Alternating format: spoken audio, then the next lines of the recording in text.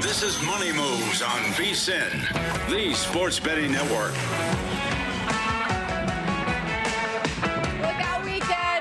Friday, everybody, as we welcome you into Money Moves on VSiN, the sports betting network, live as always in downtown Las Vegas. Circa Resort and Casino, alongside Jonathan Von Tobel, Stormy Buonantony with you. Busy 2 hours ahead and already a busy morning in sports. We just moments ago saw Jannik Sinner put away Novak Djokovic, so he has cemented his spot in the Wimbledon men's final on Sunday. We'll face Alexander Zverev, seeking his 5th Grand Slam title now and is a minus 500 favorite to finish the job. So there you go. Yep. That's one way to start the day. It was I guess it was a good match for the most part. Straight sets there for Sinner. The domination that we had discussed the other day with Mitch Michaels pretty much played out on the court for both of the favorites there. And Zverev, nice little fight to get to that point if you're Ferry, but ultimately dispatched with relative ease by Zverev. And now we get to see, coming up on Sunday at 8 a.m. for us, a very good final between 1 and 2 in this tournament. Sinner was a more than $6 favorite in the match today against Djokovic. Certainly played like it with the straight sets victory, as you mentioned. Meanwhile, on the women's side,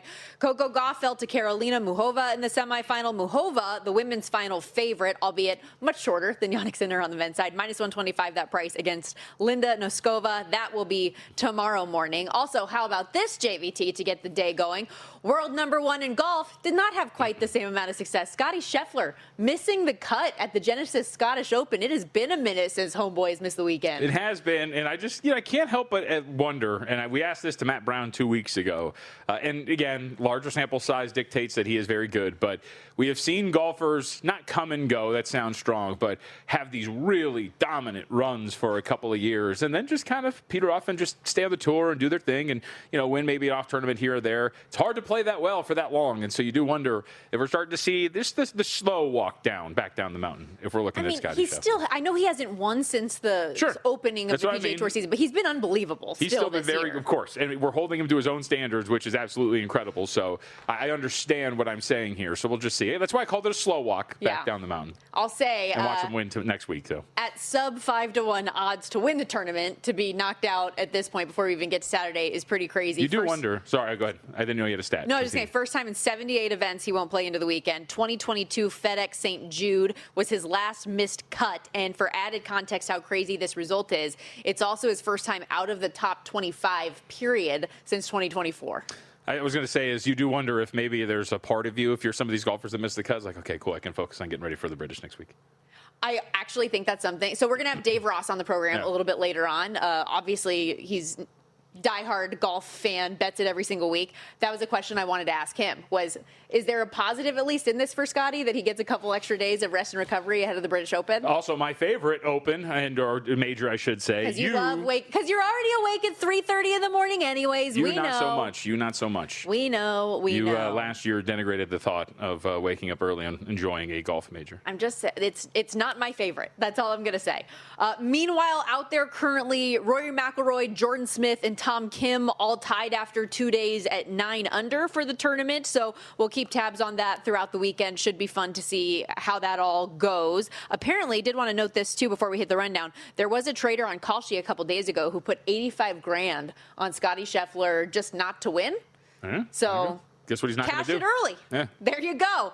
We mentioned Dave Ross. He's also going to talk some MMA with us a little bit later on, which is where we will kick things off today, diving into the rundown. It's time for the top headlines and topics of the day. This is the Rundown.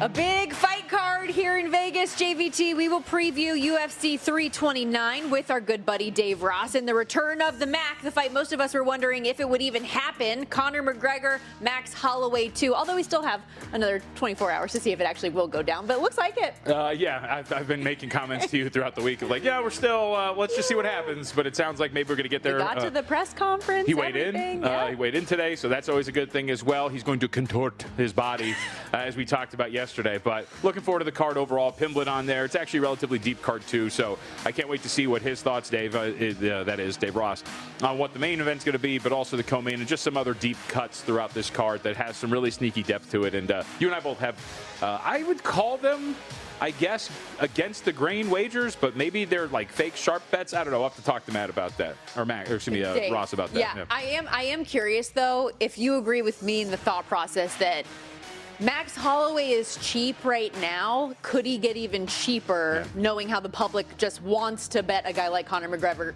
because of the name value? Potentially, and I think it's like the Super Bowl too. The closer you get to kickoff, the more public money enters the pool, and so maybe you can get something cheap on it. Minus 225 on Holloway right now. Prelims tomorrow at T-Mobile Arena, beginning at 2 local time here in Vegas. Main card at 6 Pacific, 9 Eastern. Also in Vegas, Summer League continues, and we saw the star power on display yesterday. AJ Debonsa's Wizards got the best of Darren Peterson and the Jazz to kick off the Vegas Summer League last night. Debonsa, not particularly efficient, but tied the record for points in a Summer League debut by a top pick with 27. Also added 7 boards. You were out there all day yesterday. How was it? It was absolutely fantastic. Really good energy. I was locked into my Atlanta Hawks, who got off to a brilliant start in the NBA Summer League. Don't ask me about the Orlando Magic, but I will say that despite the fact that everybody and their mother continues to point to AJ Debonsa's performance, let us not sleep on Darren Peterson either, who had a pretty solid day as well, although the 8 turnovers you could do without. And I saw a lot of people as well. Remember, folks, in the Summer League, you cannot foul out. That is why he had 9 fouls yesterday. It's a teaching moment. It's a teaching league, and that's why you get it. But I love being out there. You know that. The energy was great, and I can't wait to get back out there this weekend. Peterson's looked athletic. He's looked like a freak of nature, but if there is one fault, it's definitely been the turnovers, like you mentioned. We will have VSiN senior editor Zach Cohen on the program a little bit later on, get some of his Summer League plays. We'll talk through the Kawhi Leonard, Raptors, Clippers saga with Zach as well. We're also going to have Mike Palm join us in about 10 minutes and VSiN's own Will Hill for some various bets. But we will kick things off where we're going to kick off in a little bit with the World Cup quarterfinals continuing today. But I put Score Scare semifinal as our headline here because as France beats Morocco yesterday 2-0, advancing to the semis of the World Cup for the 3rd straight tournament. The headline here, Kylian Mbappe overcomes the failed penalty attempt in the first half to score and assist a goal in the second half, but he also left the match early in the 77th minute and was seen putting ice on his right foot. He did come out and say after the match that he took a, quote, knock on his ankle, but said, I'm fine, everything's okay. And I need you to be okay, buddy, because Golden Boot territory is still very much so high on the list. And now with him being tied with Lionel Messi for most goals so far in the tournament, he has the tiebreaker with the assist number. So hold on, buddy, let's go. Yeah, I mean, look, you have, 4 days now? They won't play again until the 14th, so he's got plenty of time to rest the ankle and be ready. So you would hope that that is the case. Although still, it is somewhat troubling in a game that's still, I would say it's relatively early to go out of a game for a player the level of Mbappe, so it had to have been bothering him quite a bit. But I think the time now, in terms of getting those 4 days off until we get to the game that they're going to face, the winner of Spain and Belgium, and I think you're feeling pretty confident that he's going to be out there. But like you mentioned, Golden Boot, obviously winning the entire tournament. Yes. Everything at stake here for a French squad that a lot of us would agree is the best left in this entire bracket. So we'll see how that goes. But I would assume that we're going to get some form of Mbappe out there coming up on the 14th. The question is what level, but I think he'll be fine. Down to plus 135 now to win it all. Meanwhile, for Golden Boot, your plus 110 favorite. Mbappe and Ousmane Dembele, by the way, the first pair of teammates each now with 5+ goals in a single World Cup tournament since Ronaldo and Rivaldo did it in 2002 for Brazil. So very high-level names to be associated with in the history of the beautiful game. With that in mind, though, moving forward, they will now await the winner of Spain-Belgium, who we have coming up tonight. We're going to talk this over in all of the World Cup weekend matches with Mike Palm in the next segment and beyond. But I'm pretty high on Spain to be able to get it done today against Belgium, but can they get another clean sheet, I guess, is the question here. Yeah. Their defense has been outstanding. Yeah, look, we've talked about this. I bet Spain, each of their last 2 games to win to 0, and they've gotten there, but this seems a little different. For the Belgian side, as much as we've talked about their aging roster, at times how they have scuffled, one of the things that has been relatively consistent is their offense has been pretty good at generating opportunities, and we have seen them. I thought Alex brought up a great point that your manager kind of stumbles upon what your best starting 11 is, and that has been effective for you here in this tournament too. You do have some bench depth that you can bring some guys on and really help you out. So I do think that there is something to this Belgium team, at least being able to find the back of the net. The question is just, will they do it enough to beat Spain? Spain's offense has not been as consistent as their defense. So that's going to be a real question for them too. So I kind of reverted for them a little bit here. I don't know about the actual outright. I would lean towards Spain, much like the market is. But I would say both teams to score is the way to play. That was a $1.25, minus 125. So that's the way that I played this thing. That match will begin at the top of the next hour, so there's still plenty of time to get in there. In terms of the 90-minute line to win in regulation, minus 165 is the price. To advance, minus 340 for Spain. If you think this can end in a draw in regulation, plus 285. Belgium, plus 475. Money line underdog in this one. Total goals, 2.5, minus 140 to the over in this spot. And you mentioned like we have a couple ways to play this. The way I ended up actually getting to the counter on this, and I will rehash this later on in the best bets at the very end of the show as well. But I paired Max Holloway money line with Spain to win on the 90-minute line here. Put those two together, pays a little over, plus 130. Yeah, I mean, I like that idea. I think that makes some sense. I mean, what you always get burned by, and I don't think it's going to happen to you, but it's just always the they win, but they win in extra time, whatever it is. So you got to get that done in regulation. It's just so much cheaper than the to advance price. So Sure. I wanted to make sure if I'm parlaying something, I'm getting plus money out of it. But I obviously I hope you get it, and I like that idea. I stole it and made it better. So I'll just put it that way. I told you if I lose on Spain tonight, I have another angle now that I can push it forward with the way you're playing it. Yeah, and it involves the English for me, but I am very much that game. I mean, obviously that'll be tomorrow. We'll talk more about that. Mike's going to join us as well. We can talk about it with him. But these next few matches are going to be absolutely fantastic. But that England-Norway game is going to be, I think, tremendous, and I cannot wait to see how that's going to play out. I'm very curious if England is going to be able to hold back Erling Haaland, because that's what it is for Norway, right? By the way, so I want to just say this really quickly. We don't have a lot of English folks, I think, outside of Alex Blowers that's listened to us.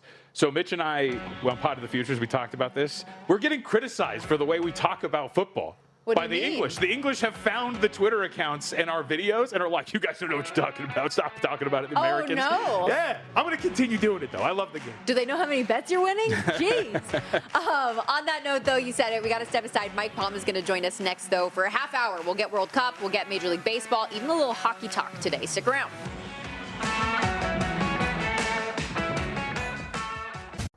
So you're listening to this podcast because you want an edge. But what if I told you you're only halfway there? You've got the mindset. Now it's time to get the toolkit to match. Here's the thing. Pro bettors spend thousands on data and tools. But what they don't want you to know is that you can get the same edge for a fraction of the cost with VSiN Pro. VSiN Pro gives you access to expert picks, public betting data, prop projections, powerful tools, analytics, and more. Just tap the link in the description and see why thousands of bettors are already using VSiN Pro to cash more bets.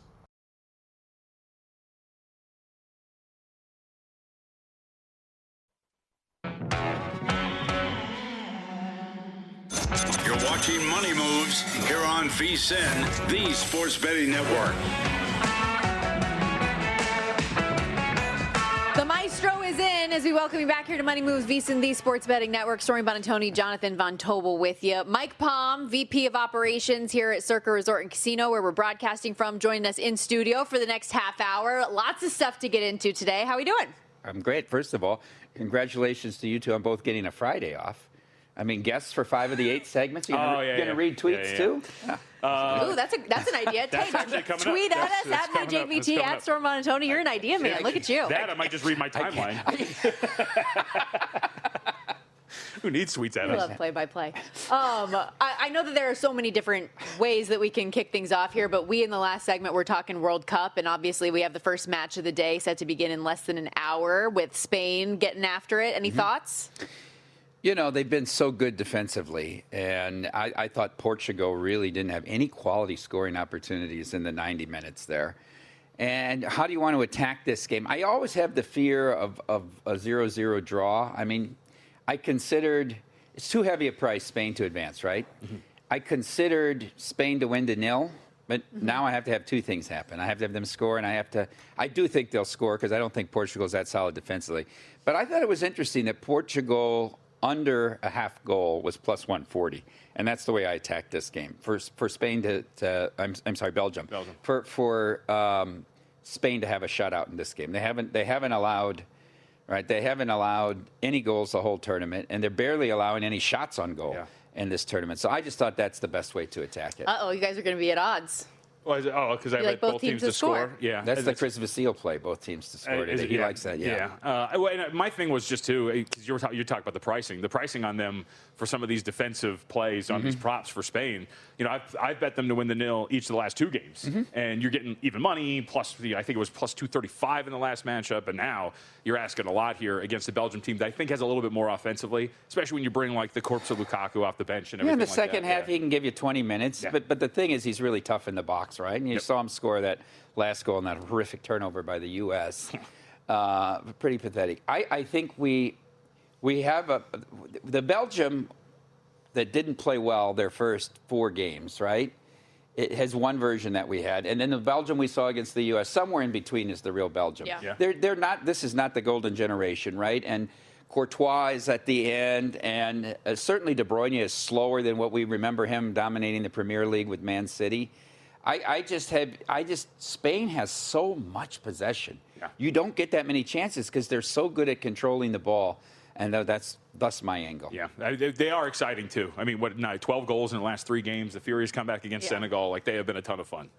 35-game unbeaten streak on the line for the Spaniards But by the way, they're number 1. They're ranked number 1. And nobody will. They're all we talk about is France, right? Well, and I get it. France is really good, and they're dynamic in their attack.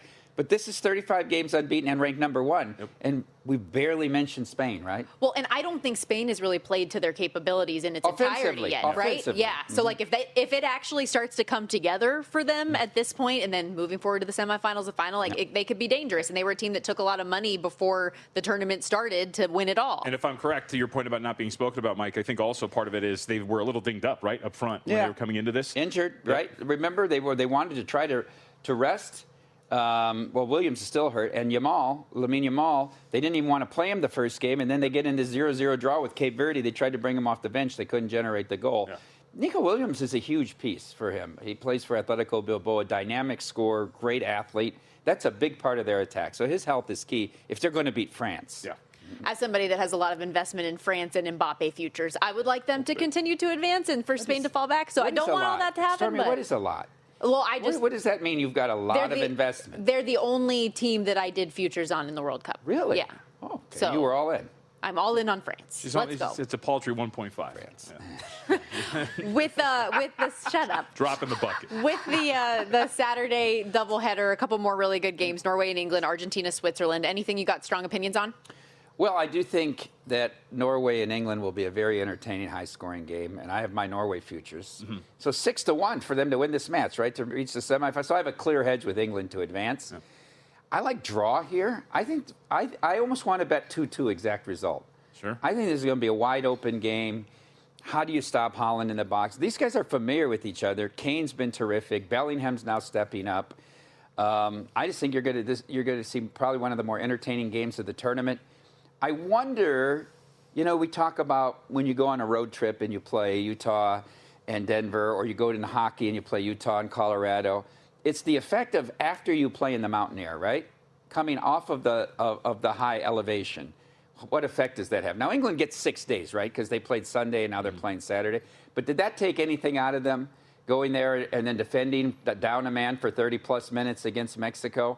I mean, if you're somebody that if you're a Norway fan or if you're somebody that has Norway futures, would you have rather played Mexico outside of Mexico City or England that had to go through Mexico City? I'm not sure. My hedge will be only to cover my tickets on Norway. I don't even know if I want to lock it. Maybe a small profit. I actually like Norway here, and part of the reason I bet them is because they weren't on the top. They were in the bottom of the bracket, not on the Spain-France side. I actually think the winner of this match gets to the final. I do.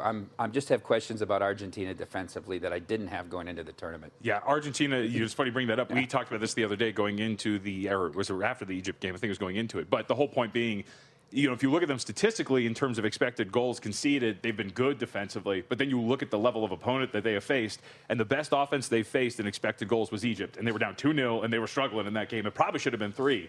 Should have been 3. Yeah. Right? It should have been 3. You don't go that far back. and not clear and obvious, and then not review the exact same play on the other That's side. what we talked about. That drove They me had nuts. the exact same argument. We're not going to look at it. Yes, we're not going to look at it. He stepped on his foot, and the play went the other way, and they're like, nope, sorry, can't do anything. Same situation. Dude, drove me insane. I mean, we've talked about how much have we talked about VAR for this tournament? Something like most Americans had never heard of, and now we all hate. We didn't talk about it during the group play. I thought it was very good of staying out of the games, right? It really was. Maybe the Balogun red card that probably shouldn't have been and stuff. But once we got to the knockouts, I guess the stakes are higher. Yeah. I think it's become the VAR guy has more control of the game than the official. Because when they call that official over, they paint him into a corner. Yeah. They're saying, we think this is a foul that you need to look at. They don't VAR offsides. It's all done, through their computers and their cameras and all that. It's all these foul things. So I think they've been good on what they've called fouls in the box and penalties. I really haven't had much of a dispute about any of them.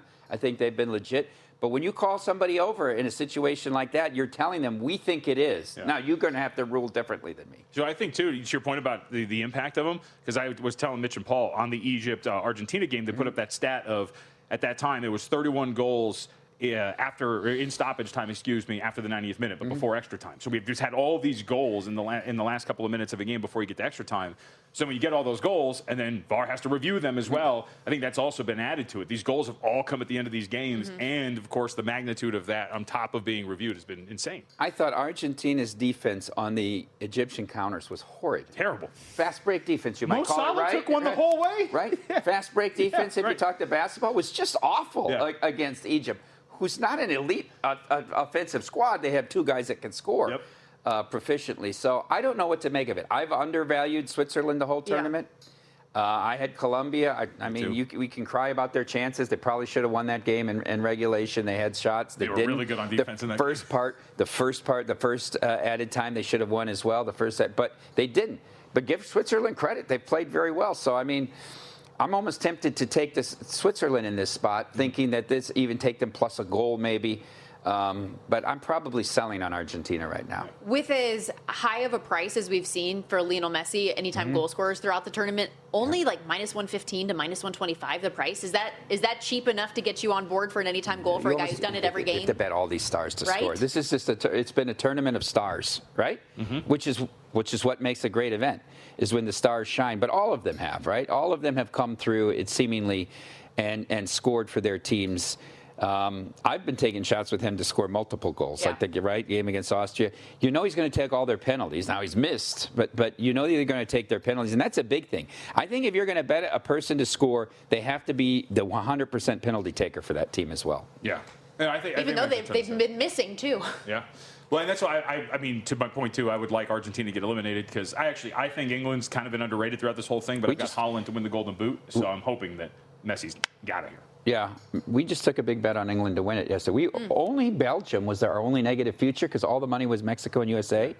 But we took a pretty decent bet on England at 5-1 yesterday. That now makes them a losing result for us. You didn't get favorites. You didn't get France and Spain. France and Spain are great results for us. Wow. Norway is the best result, unbelievably, which is who I'm pulling for. Yeah. That's interesting because what did you guys have before the tournament? 35-1. Yeah. Usually I would assume, right? Because people don't want to bet the short shots. They want to bet like 35-1. They've got Holland. That's interesting. By the way, as we're talking all of these bets at Circa is a place that we know continues to elevate and innovate for us as bettors, and for a limited time you can put your wagers and contest entries in using cryptocurrency with BurraPay and pay no BurraPay transaction fees. Head over to burrapay.com if you want to learn more. Take advantage of the fee-free crypto wagering before August 31st. BurraPay transaction fees waived as part of the campaign. Standard cryptocurrency network and exchange fees may apply. Mike is going to stick around when we come back. That's my picture. We'll get you guys were laughing into the microphone a little bit too much. If you're going to do that, Pull your earpiece out. You don't need to hear yourself. We'll have Mike back in a moment. Stick around. Power.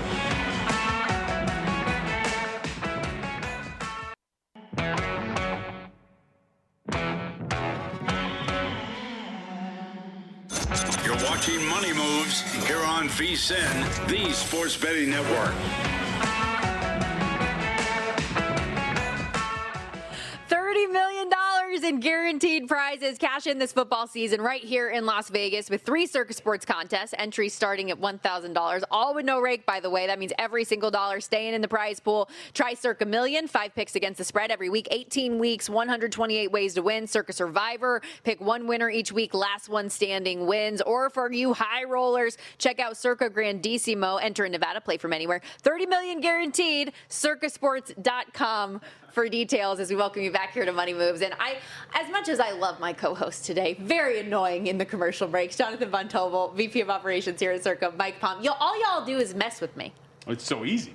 It's too much. You're a hothouse orchid, Stormy. Everything has to be perfect Right. conditions for you. So when people make that known, we try to make the conditions imperfect. It's too much. Taylor McGregor's she's in the Orioles booth with McDonald and Kevin Brown having fun every day and the rain delays. You got to roll with the flow here. I think I roll with the flow. I just don't like heavy breathing in the microphones because I got to hear it all. Speaking of the contest, though. Laughter, something you're not used to. I can't help but look over behind the board and see how many entries we are at right now in both Millions and Survivor. Almost double where we were last year. And that really shocks me about Millions because for the first, 3-4 weeks we were pacing behind, but it's really taken off.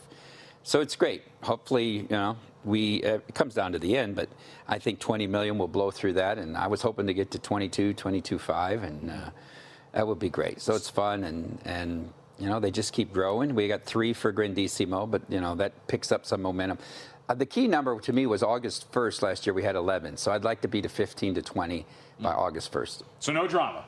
No, we're going to get it. Oh, well, always crying. Yeah. Derek Stevens likes to cry with a full loaf of bread under his arm. Well, because what is the percentage ultimately that comes in like that last 2 weeks? Oh, it's 88 to 90% comes in the last. And then they're like the last 2 or 3 days, they've got. The proxies have all their appointments booked, right? It's like capacity. That's why we tell people, don't wait till Friday or Saturday if you haven't gotten in. You're going to wait for hours and hours and hours to be able to get a spot at the window. Yeah.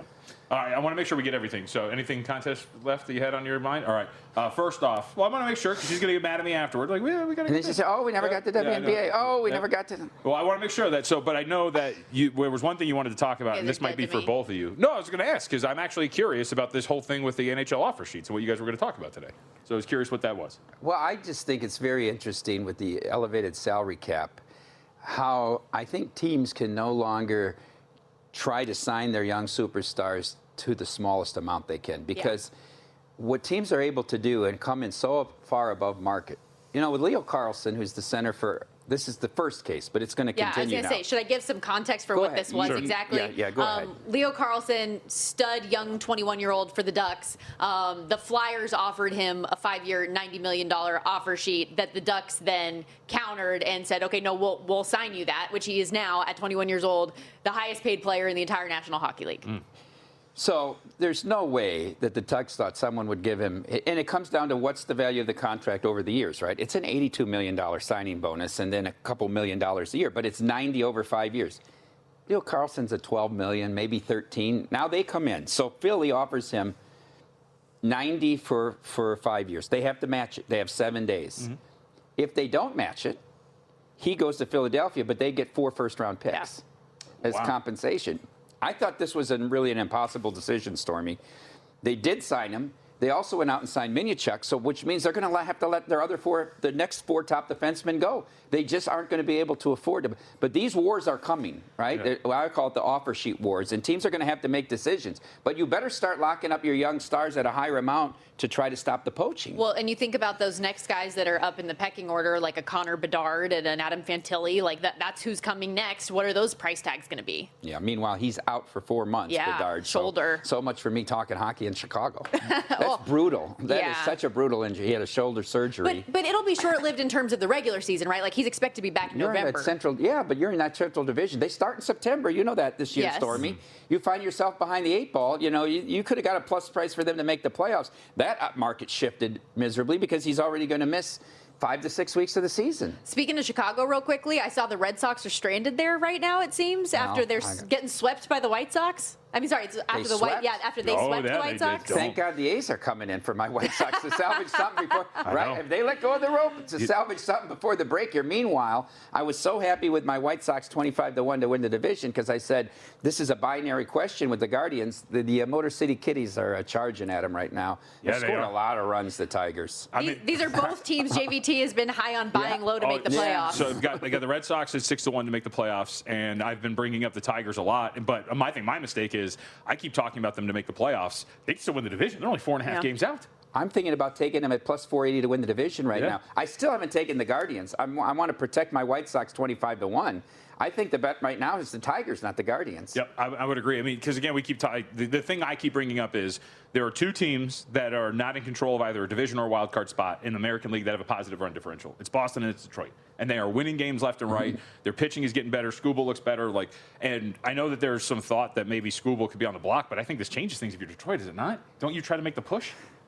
In the American League it's a like very this? interesting question, and it's hard to predict what they're going to do. I think a lot depends on what happens in the next 2 weeks coming out of the break. I'll give you another question that I thought about making a bet today. It's late. I'm late to the party, but Junior Caminero you can still get at 5-1 for AL MVP. Is that a bet worth making? I know you and Mitch do this great I know. podcast. Pod to the Futures, thank you very much. Yep. Get it wherever you get your podcast. I'm kicking myself because when did I bring this up? You brought it up with when it was Caminero? 18-1. 18-1, and then I never pulled the trigger. But I think it's worth adding because obviously with Judge not being there, it opens up everything. He's going to be the best player on a team that's going to have the best record potentially in the American League. Who else, out of all these options, who else are you really looking at in this American League right now? I bet them to win the division at 4-1. The same day I bet the Brewers to win the Central at 3-1. Yeah. I'm very happy now. I don't need to make any more bets. Yep. But I look at him every time I look. He's hitting another home run for this team. Yeah. And they're winning. Yep. And I still think you can pitch around Jordan Alvarez in that Astros lineup. I would completely agree. That's what I'm going to be curious to is because I'm holding out hope. I've got like Stormy said, I'm loaded up or I'm all in on the Rangers. I got a lot on the Rangers, American League West, and they're playing a lot better too. So they're my version of this because the Mariners continue to just loaf around. I don't know what they're doing at all. I think the Mariners pitching staff is the most overrated thing, and your buddy bought in on Miller, who got banged around yesterday. See that yesterday? Yeah. Yeah, huh? Come on. Felica's in on Logan Gilbert. This is the most He only had, like, overrated 3 pitching. strikeouts, I think. Like they don't have a one. They're all like 2.5s, but everybody falls in love with this one and that one. And it's true. No, I think you're right. You brought up Taylor McGregor. The Cubs are in action today. Got anything there? Shota Imanaga going? PCA is now clearly the second choice for MVP in the National League. Is it possible? 15-1. Does Shohei have to get hurt for that I was to going to happen? say, Shohei Ohtani going to get abducted by aliens? I think he will pitch less now, though. Yeah. Because Davey Roberts said he'll keep him in the starting rotation as long as he had a shot at the Cy Young. Yeah. And that's drifting away. Mizorowski he's just too good. You think so? He's been giving up home runs a lot lately. It's all right. Yeah? Okay. It's all right. He's too fantastic. Yeah. He's too fantastic. And Sanchez has these clunkers like once a month that are so bad. Once a right? month, it's like every other start now all of a sudden. It's absolutely ridiculous. Cubs are playing well. Yeah. Cubs are playing well. Yeah. And what I like about the Cubs is they went on the road, which the White Sox don't do. That's the concerning thing about the White Sox. The young team's very good at home. But the first baseman's coming back tonight, the Samurai. So that will help their lineup. When Dansby Swanson got hot out of nowhere, I was like, because what's happening? I called for them to bench him, and then he got 30 RBIs in 10 games. Last couple minutes here before we let you go. You guys want to have your little bro fest on the WNBA? You got any intel on Kennedy Carter for us? Well, I mean, it's just what's reported in that incident in that game against the Wings. I have to tell you this, from a betting perspective, it's so wildly interesting because a month into the season or 3 weeks into the season, she was minus $3 for, I say sixth man of the year, but sixth person of the year, right? She was lighting it up, and all of a sudden there's an incident where she misses a defensive assignment against Asa Fudd, and Asia Wilson yells at her, and she claps back, and at the next TV timeout, Becky Hammond benches her, and now she's released. Just like that, I don't know. I don't want to speculate if there's some substance problem that's behind I mean, this it's or that 4 we're going to teams hear. now that she's had an unceremonious departure from. Well, sometimes when people tell you who they are, believe them. The other, what ties into this is Skylar Diggins too, right? Like, Skylar Diggins is outraged that she got benched in Chicago. What, did you talk to Angel? Right. Did you talk to Angel before you signed your contract about Chicago? Seriously, though. I mean, I'm a Skylar Diggins fan because she went to Notre Dame, but come on, it's not like you can't see these things coming. Yep. Last minute, am I stupid for? I'm toying with this idea. Valkyries. 12-1 or better. Go Come do on. it. I bet them last week. Play your tempo, guys. Plus 110 to make the semifinals of the WNBA. They're the best defensive team. They're the only one that they're the best coach team. For sure. Yeah. She's also a very condescending woman, Nakasi. But anyhow, she's a very good coach. Like them like that. They're the only ones that put out 40 minutes of defensive effort night after night and put on clinics. I go through. I think Indiana's a pretender. I think the Dream are a pretender. I was wrong about them. Yeah. I don't know how good Minnesota can be. I don't know if they even want feedback. I think it comes down to Liberty, Aces, and Valkyries are the best three teams. And I think the Aces are flawed. Like the minutes without Asia, they're not a good defensive team. They'll have her back. Yeah. Hammond will have them ready at some point to make a run like they weren't a good team last year until they got beat by 53 at home to the Lynx. I don't remember if it was last week or the week before, but I did go back and listen to your Palm Saturday interview with Stacey Dales talking all the WNBA stuff. If she'd have done the whole hour, the NFL Network might have let her go. Thank God it was only 25 minutes. It was great. We got to step aside here on Money Moves. When we return, VSiN's own Will Hill's got some best bets on the MLB card. We'll be right back.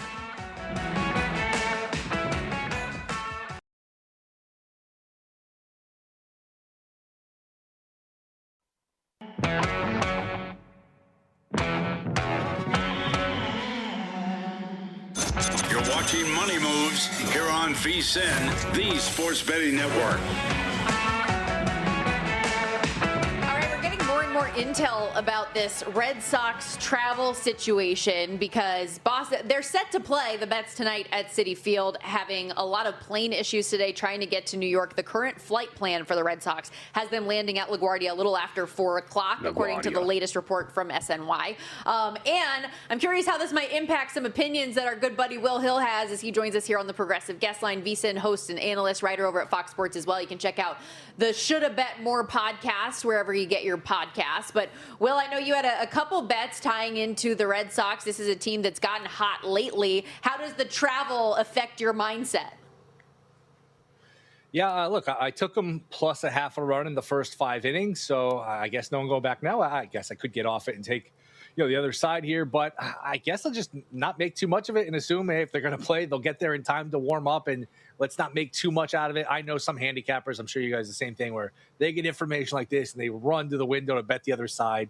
I think it'll be fine. As long as they get there in time to play, they'll be okay. And if they don't, you know what, the game's going to get canceled. But Sonny Gray going for Boston, he's been nothing short of fantastic. He's been really a good pitcher his whole career, except for his couple years with the Yankees. For whatever reason, that didn't work out. But a lot of weak contact, a lot of his profile in terms of throwing strikes, just keeping the ball off the fat of the bat, keeping the ball in the ballpark, all that stuff is really favorable. And it's the other side. And McClain is good, but it's still the Mets. So I love taking these half a run in the first 5 innings. I think that's very often in just a 5-inning game, essentially the winning run. So give me that half a run. Now, we should bet the Mets. I mean, Will, it's not like the books know what's going on here, right? So come on, let's get this in. I'm curious, do you join the, I guess, growing army here of belief that the Red Sox are going to make a push for this playoff spot in a really weak American League? Wouldn't surprise me. They're hot. They got some good pitching. A lot of those good lefties they have are really good and young. Tolley and Bennett's impressive. Early, I think, is going to be a good pitcher, and they've got the veterans with Gray and Chapman. So a couple of these teams that looked like sellers, like, all right, the Red Sox are going to be sellers. You had Sonny Gray and Chapman and some other guys. The Tigers, they'll sell off Schoolboy and other guys. A lot of these American League teams are making runs here, and it's just such a watered-down league where, all right, the Yankees, everyone says the Yankees clearing away the best team, the favorite. The Yankees are 5 games out in the loss column of first place, and their guys aren't coming back for a while, and they've got a million problems. So I would expect Boston here to – I wouldn't be surprised if they made a run. I know some people, Gil Alexander's got some really good tickets, some long tickets on them, most wins in July here. That's off to a good start. There's every once in a while you hear something and it crosses your path in media and it shocks you to the point where you don't even believe it. I remember that I was watching a Hawaii football game and on the ticker it said Andrew Luck is retiring, and I was stunned to my core. I was watching a numbers game the other day, and Chris Felica said that Will Hill had a bet on the Yankees to miss the playoffs. Is that an accurate statement? What? He and I were doing the podcast on Sunday. Sunday. And we were just going over, different baseball bets. And he thought the Yankees could fall back to the pack. And he said, what's the number to miss the playoffs? And he's like, I would be looking at it, and we couldn't find it. A couple books it was down. He thought maybe 6-1, 7-1. Then I told him 13-1 And he was surprised by saying, you know what, I'll join you here. I don't think they're going to miss the playoffs, but they're so beat up without Judge, without Stan. They're not going to be back for a long time, and they're prone to these slumps. So another injury too, I guess it's possible. But I think it's going to get home. Probably not. But that was just a number I thought was maybe a little bit longer than it should have been. Well, JVT's big thing has been, okay, if the Red Sox are in, somebody's getting out. And so you got to kind of pick your poison on who that's going to be. Because I think you got, am I fair to say that was a leading question because you think that could be an option? Yankees? Yeah. I mean, I think everything's on the table with the Yankees. And, I mean, look, because they could still win the World Series, I think it would be surprising if they were to lose out, only because, Will has mentioned, the injuries. And some of these guys aren't coming back. And so it wouldn't be stunning. But I would say, given the makeup of the American League and how bad some of these teams are, I'm with Will. Like, I would not expect it to happen. It's down to 11-1 in a couple of spots. Maybe you want to take a flyer, but I would expect the Yankees are in as a wild card team. Will, speaking of the Yanks, they're in action today again in Washington. Ryan Weathers going for New York. Carson Palmquist on the other side. Yankees pretty decent size favorite, a little over -160. Run total high at 10. How are you playing it? I'm going over the 10, and I think, like you said, Palmquist is starting for Washington, but I believe it's going to be a bulk situation with Zach Littell, who is a very hittable pitcher, gives up a lot of hard contact, a lot of home runs. It's going to be hot in Washington. Washington can hit. Washington doesn't have a good bullpen. Weathers has been shaky lately. And the Yankees have been so up and down all year. They have these waves where they're just great for 2 or 3 weeks at a time and then terrible for 2 or 3 weeks at a time. It's had a few different times here where they've gone in these stretches just being really hot and really cold. They did score 12 runs on Thursday off Rasmussen, a Cy Young guy, not all 12 off of him, but maybe this is one of the stretches where they start to swing the bats better. They've been so cold for so long. There's possibly a little bit of a correction there. So a good Nats lineup, a bad Nats bullpen. I think there's just a lot of recipe. 10's a high total, but you know what? If it's 5-5, you get an 11th run somewhere. I'm going to go over the 10. All right, let's talk about another one you've got on your card here. Atlanta Braves, big picture, have not been playing well. They get the St. Louis Cardinals. How are we going to handle this matchup today between these two? I'll go Braves -1 for those of you that have those markets, or you could just take the Braves on the money line and then put half your bet on Braves -1.5. I'm looking to fade Kyle Leahy, the Cardinal starter here, and the Cardinals just have a few of these guys that how do they keep getting away with this? McGreevy's one. I've lost a bunch trying to fade him. Leahy, the ERA is a good 2 runs lower than the expected ERA. Maybe it's just the way they play defense. Maybe it's the way they're defensive alignment. Maybe it's something that the Cardinals are doing because they've got a couple of these guys that have really outperformed expectations. But eventually, I think he's going to get his comeuppance, and Sale is really good. He kind of gets lost here because, he's older. You got Mizorowski doing what he's doing. There's just so many good pitchers in the National League. But I think it's a good spot for Atlanta. You get the 9th at bat. I think Atlanta probably wins this game by multiple runs. VSiN's Will Hill joining us here on the Progressive Guest Line, host of the Shoulda Bet More podcast. And Will, we already had a Chris Felica name drop here, but I know the two of you are very close. He loves the World's game. Has he been trying to talk you into any World Cup bets? We've got this Spain-Belgium game set to get underway in the next 10 minutes or so. I know he likes Spain to win to nil. I think that's -180. I took the under 2.5. He gets some plus money on it. That's usually my default with these. If I'm not betting draw, I'm betting the under. I just feel like anytime you have an elimination game in a sport that has a clock, it's probably a good idea. Your instinct is probably proper to go under. Obviously, they're not all going to go under, but I'll go under the 2.5 here. It won't be a big bet, but should be fun. You're starting to slow down here with the pace of the World Cup, where it's not. It felt like March Madness early in the summer, where there's just games on all day, every day, and it's we don't have that anymore. You're getting to the end of the tournament, but I will be on. I'll be on the under here. Have a little action on it. Well, you're on the side of the books. I just saw this from Patrick Everson from trading manager Tristan Davis over at BetMGM. We would like a low-scoring draw, please. Said, I know I sound like a broken record, but it's the world we live in, and I know you as a bettor like being on that side more often than not. No. I like the draws too, but the draws have dried up a little bit. The draws were awesome the first week or two of the tournament. I still think if you bet nothing but draws in this tournament, you're up. I forget what it is, 18, 20 units, depending on when and where you bet it. And maybe there is something to that where people there's so much pride. People want to root for their team, so they bet their team, and that inflates the value on the draw. But those have not only dried up recently, man, even though it's been good, there's been some tough beats on the way with these draws where goals and extra time and coming in late to hurt the draw. But it should be fun. It's nice to have these games on during the day, and it's really kind of broken up the summer. That gap when we're all trying to fill content between the end of the NBA and NHL finals and the start of football. This has done a nice job here, been a nice little filler. Do you anything on the 2 Saturday games at all? No, I haven't played anything. Again, it would probably be under or nothing. But since I don't have anything, I'll use this last minute or so. JVT, how bad of a job did the NBA do with the Clippers? How is this investigation not wrapped up? What a mess. What a cluster. You know what this has been. I can't believe it's been handled this poorly. That, and then as it's been pointed out, you read their statements, and it sounds like the two sides found out recently that they would have to, like the Raptors have to take the risk of all of this happening. I'm with you, and we said this yesterday. The second that trade went down, the NBA has to communicate to those teams that this is what's happening, or just come down with a decision. And I'm sorry, I don't think anybody cares anymore, Will. Like, all right, take a first-round pick and fine them whatever amount of money that you can and say just don't do it again if you did it and move on. But the fact you're holding two teams up like that, I think is absolutely insane.